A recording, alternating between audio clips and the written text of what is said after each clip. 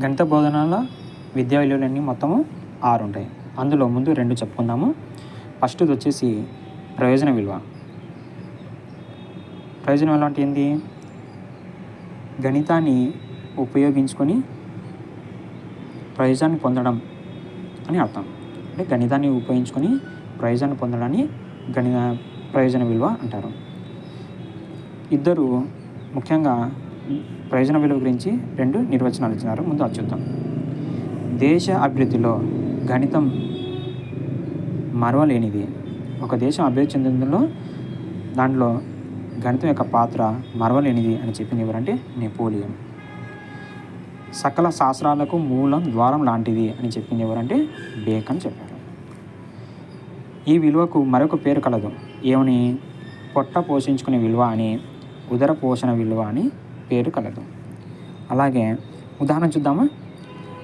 Tailor కొలతలు తీసుకోవడం ఏ విధంగా తీసుకుంటాడు? గణితంలోనే కదా తీసుకునేది. అలాగే బడ్జెట్ తయారు చేయడంలో కూడా ఏ పాత్ర ఉంటుంది? గణితం పాత్రలోనే ఉంటుంది. స్థలాల విస్తీర్ణాలన్నీ గణితంలోనే చెప్తాము. వ్యాపారం చేయడం అంటే కొనడం, అమ్మడం మొత్తము ఇవి గణితంలోనే చేయడం జరుగుతుంది. కాబట్టి గణితాన్ని ఉపయోగించుకునే ప్రయోజనాన్ని పొందడమే ప్రయోజన విలువ అని అర్థము. తర్వాత లక్షణము విలువ, క్రమశిక్షణ విలువ. గణిత విలువలలో అన్నిటి విలువల కంటే అతి ముఖ్యమైనవి.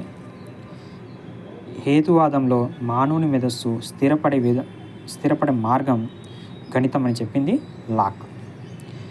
క్రమశిక్షణ విలువ ద్వారా విద్యార్థులలో వేగం, ఖచ్చితత్వం అనేది అలవడతాయి. క్రమశిక్షణ విలువ యొక్క లక్షణాలు ఎలా ఉంటాయో చూద్దాం.